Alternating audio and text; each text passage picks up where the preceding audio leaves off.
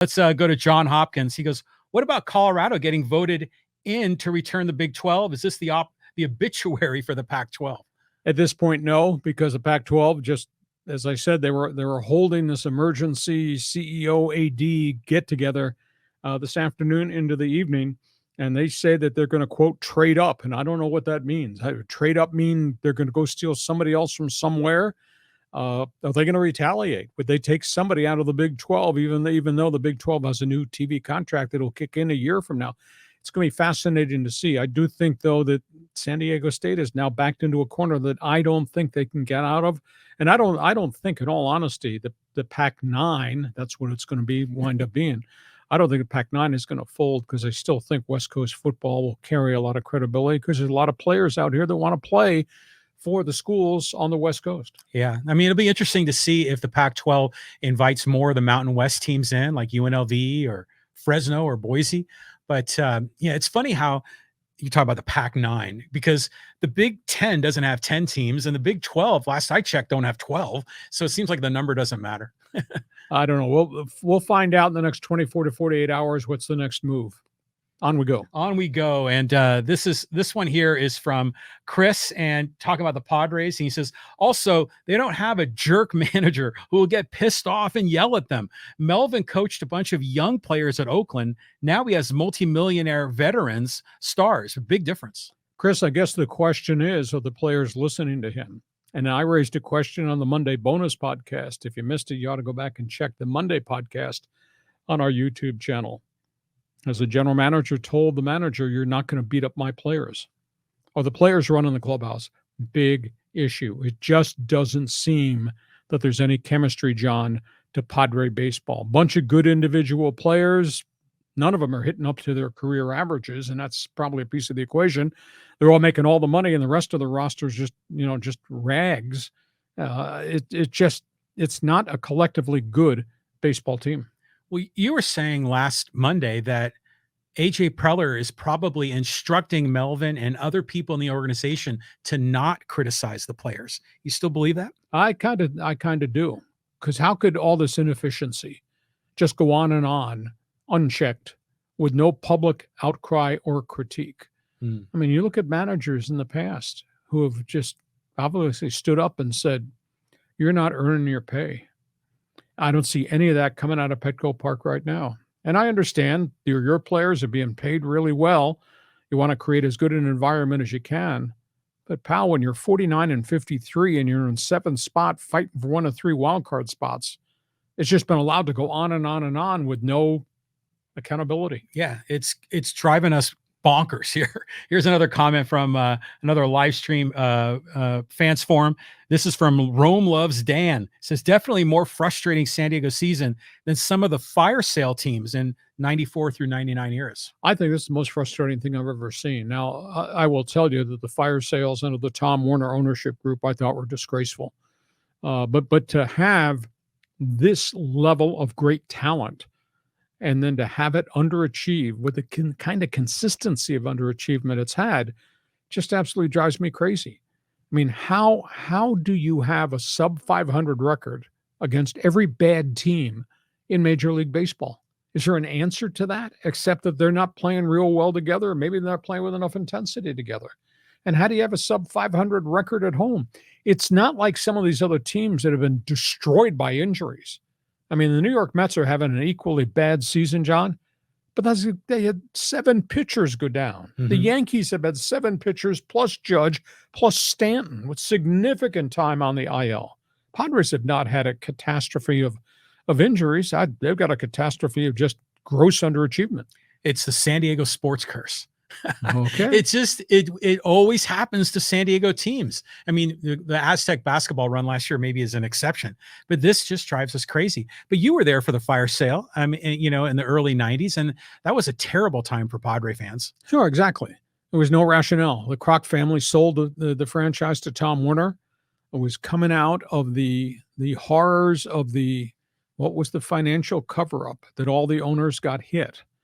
Was the collusion? Collusion. Mm-hmm. All of a sudden, Tom Werner and his group bought the team. We own the Padres. We're doing this for the good of San Diego. And then they got the bill that they had to pay for collusion, and they absolutely freaked out. Mm. And all of a sudden, oh, no, we're not doing this. We're not spending my wealth for this team and pay the collusion on top of it. And then they go to Joe McElvain, sell those players, trade those players away. Goodbye, Fred McGriff and Gary Sheffield and all those other guys that they got rid of. Boy, if I made a laundry list now of the guys who were part of that fire sale, you'd be pretty upset. But this to me is as disappointing as anything I could have ever imagined. And I projected, dumbass that I am, fan, I projected them to win 100 games. Yeah. When we were doing our podcast in spring training preview, I said 162. That's what the record was.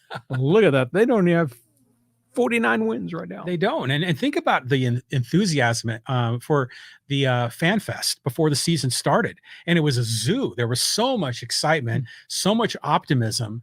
And now it's like, everyone is taking shots of whiskey because they can't handle it anymore. Well, there'll be changes in the offseason. If this turns out to be a non-playoff season, there have to be changes.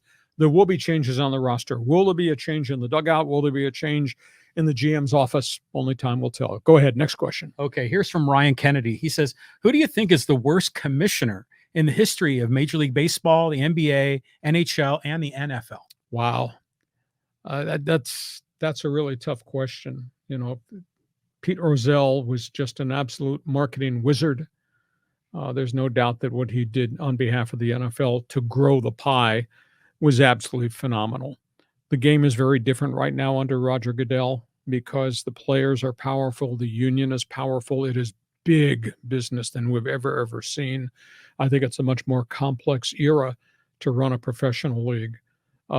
Baseball, every commissioner had a different challenge, whether it was the Black Sox scandal under Judge Landis, whether it was racism, whether it was drugs, whether it was a strong union led by Marvin Miller, a worse union led by Donald Fear, which allowed all this drug abuse to go on, steroids, etc. So every one of those commissioners have had struggles. I think David O'Brien in the NBA was a great commissioner. I think Adam Silver has become a much better big business commissioner in pro basketball, though I think the players run the league right now. NHL went through a really, really bad time. Not so much with Clarence Campbell, which was a mom and pop operation in hockey in the old original six, but I think what's transpired in hockey, the John Ziegler era was very controversial, and there was some corruption in there, and that was a real bad look for the league. Gary Bettman's not a popular commissioner, but he's gotten the National Hockey League to expand. They're in a lot of Sunbelt markets. They've survived COVID. They've survived a lot of economic trauma in the NHL. It's become a global game. I mean, there are as many great Euros and players from abroad as there are now being developed in Canada. So as unhappy as fans might be with Bettman because he's a U.S. guy, not a Canadian, I think Gary Bettman's done a really good job. So I think it's such a hard job because the unions are so powerful and now there's so much money involved. I don't know, does that answer the question? You tell me. Yeah, and it's hard because at different times in U.S. history, there's different things going on. I mean, because there have been league commissioners back when the leagues were not integrated, and so they were preventing blacks and other, Hispanics, other minorities from participating. But I don't know, for me in modern day, I just remember that all-star game, Bud Selig is the commissioner, and they were running out of pitchers and they were in extra innings. And he just stood there and he went like this with his hands. He says, oh, I guess we're just going to have to call it a tie. Yeah. And I just thought that was so weak. Yeah. Well, of course, Rob Manfred, who just got the extension, a year ago, made some offhanded comment. Well, the World Series trophy, it's just a piece of metal. That infuriated a few people along the way, too. On we go. Next question. Okay. This is a good one here, too. This is from Chris. He says, Lee, do you remember your Andre Coleman 98-yard kickoff return call on the radio? All-time excellent radio call on that play with the passion in your voice on that play in the Super Bowl. Yeah, and that was about the only play we made in the Super Bowl, too. Super Bowl. People bring that up to me all the time, and my stock answer is, yeah, that was tough. The Chargers lost to one of the greatest offenses that modern-day football ever saw in Steve Young. And the Andre Coleman play, we were running uphill all night. We got in such a big hole. It was 14-0 after 6 plays, and we just never, ever got back in the game. And San Francisco was a great team. But my stock answer is, yeah, the Super Bowl, that was hard. But the journey the journey for the Chargers to get to the Super Bowl and what it meant to our community, galvanizing the team support. That to me is the greatest memory, because I can close my eyes and I can tell you certain events and certain games that just changed the whole concept of the season. And when you think about that, and then I think about where we are today, that we don't have our team, and that family, the Spanos family, took our team after 55 years of loyalty. There are things I can't say on this podcast that I wish I could say on this podcast, except this. At the end of the day, I hope Justin Herbert goes 17-0 as Charger quarterback. And at the end of the day, I hope Dean Spanos goes 0-17 as the owner of the Chargers franchise. Yeah, I mean, that's a good call right there. But in your career as a sports broadcaster, I'd have to imagine broadcasting a Super Bowl has got to be one of the highlights. Oh yeah, I was so overwhelmed with the week and the event. We worked so hard. We took our entire radio station. We did all of our talk shows from Fort Lauderdale. I mean, it was just a really cool experience. But I just remember when they played the national anthem, I just kind of peeked out of the press box on the radio row, and I just had so many people. And I mean, there were signs everywhere, neon everywhere, and displays everywhere. I thought, my God, how are these players going to concentrate with all the hoopla that was part of the event? And we didn't. Steve Young, 3 plays, touchdown pass. 3 plays, touchdown pass. Jim Laslovic turned to me and shook his head and said, Lee, they've run 6 plays and we're down 14-0. Long night. Oh, and it turned out to be. But yeah, the event was big. I did a Rose Bowl game. I did Arizona State, Michigan when I was doing the Sun Devils. And I was just overwhelmed with the enormity of being in Pasadena with, at that point, I think it was 103,000 fans. It was so big. It was so cool. Yeah. I mean, what a thrill. I mean, to be the announcer there, I mean, on the radio, and we still hear the highlights. Oh, they're all over the place. Yeah. You go on YouTube, you always get to catch more Hacksaw. If you're a Charger fan on live stream, if you just go on and write YouTube, Chargers Road to the Super Bowl, 1995, it will take you to a package of stuff that I did for NFL Films. That's really cool. I've only looked at it maybe twice since that point in time, but it's up there on the YouTube channel. Just write Chargers Road to the Super Bowl. You'll get a kick out of it because it encompasses a whole bunch of the things that we're talking about, including the big game day at AFC win against Pittsburgh. Nice. Well, let's get some more social media guys involved here too. There's still so much going on. Here's another comment about the Padres. This is from Dan's Jr. He says, these bastards can't even go 2 games without losing the next. They got no fight, no spirit. They just don't care. They are not interested, it seems. Can I sign that memo? It's just a big issue. I just don't know how collectively these guys could be so inefficient.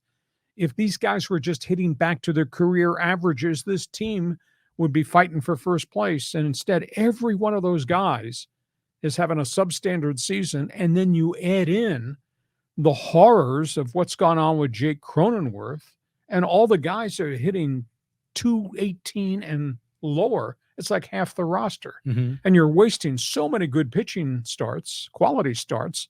And obviously, Josh Hader is electric coming out of the bullpen when he has to save a game, but how many games has he not been able to save? Yeah, well, Seth Lugo pitched a heck of a game yesterday, and he ended up getting the loss. I mean, it's just tragic.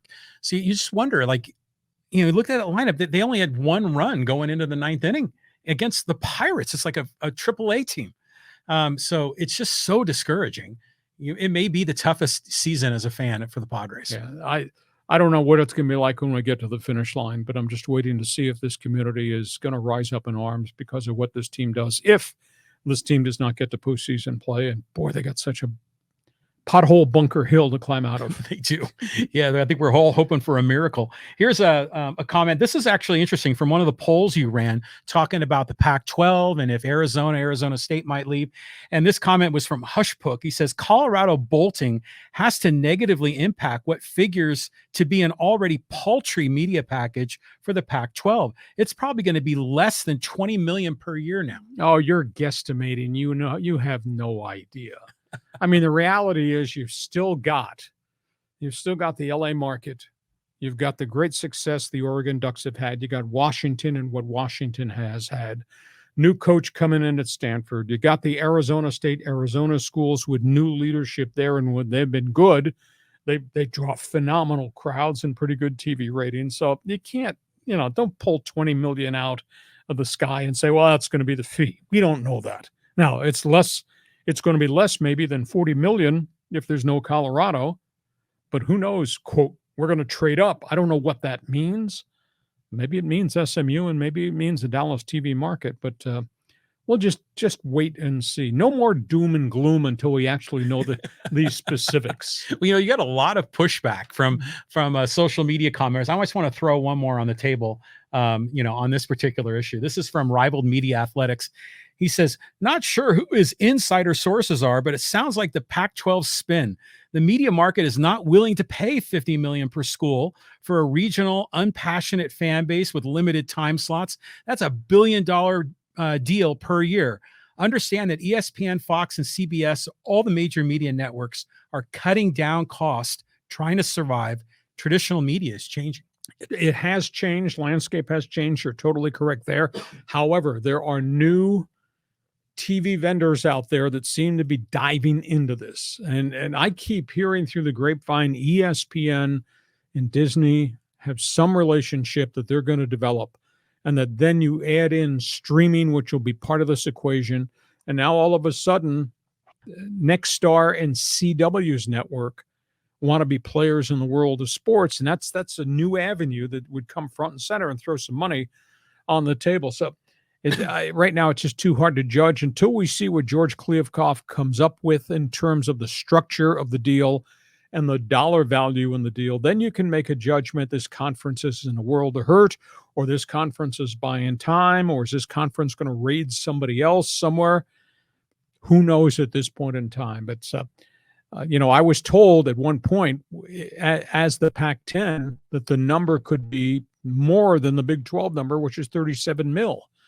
I was told 40 mil. And maybe if they add there were certain schools, and I don't know who those schools would be, because I don't know there's anybody left out there to go get, that this thing could go 45 to 50 mil. But it's obviously been hurt a little bit by Colorado. But at the end of the day, with apologies from anybody in the 303 area code, what the hell does Colorado bring to any conference right now? Not in football. Hell, not in basketball. So why are we freaking out that CU is left? Well, the Aztecs have a better profile than the Buffaloes do. Yeah, right now. But of course, they haven't played in the conference. Right. Well, you're talking about trading up. Are there any other independent programs? I mean, because Notre Dame is already affiliated with, what is it, the ACC? Well, they've got an intangible work deal with the ACC. Is Notre Dame trading up? Nah, that geographically that makes no sense. Gonzaga? But that's only basketball. Well, that doesn't mean anything. Yeah, but that's still something. Yeah, unless I don't know how this would work. They offer, I brought this up about a month ago and got shouted down. Unless you just offer Gonzaga a basketball membership and San Diego State a basketball membership. Now that changes the whole Pac-12 membership structure. It doesn't solve your football issue, but sure as hell does in basketball. Oh, yeah, for sure. That'd be really interesting. Yeah, but I shouldn't be reaching that far. Hurt my shoulder again. Okay, a couple more here before we wrap it up. Okay, this is actually a pretty good one here. This is talking about Dan Snyder and the whole mess in Washington. And this is actually some back and forth in the social media from Edward and John. And Edward said, I hope the new owner names them the Washington Redskins. And Matt Johnson's already dropped a hint about that. Well, Jar, the thing that we have to deal with that are more important than the team colors or the team nickname. So, I mean, if they consider something beyond the Washington Commanders, is probably going to be at least 2 years out. You'll have to, I'll apologize in advance. I don't pay much attention to anything Magic Johnson does.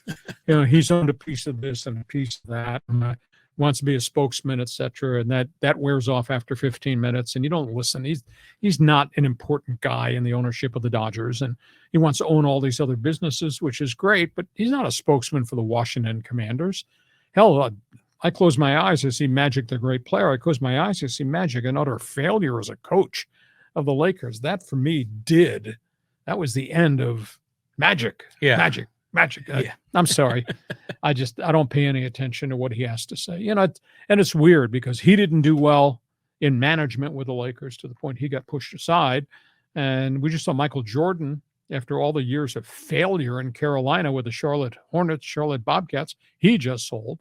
And Larry Bird, the great success that he had as a player did not necessarily generate itself to become a great NBA general manager or front office executive. It's kind of weird. Yeah, and it's a lot harder than it looks, That's right? right. When you're balling on the court and you look up in the owner's suite, you figure, oh, those guys, they don't really have to do much, but it's a tough job assembling a team.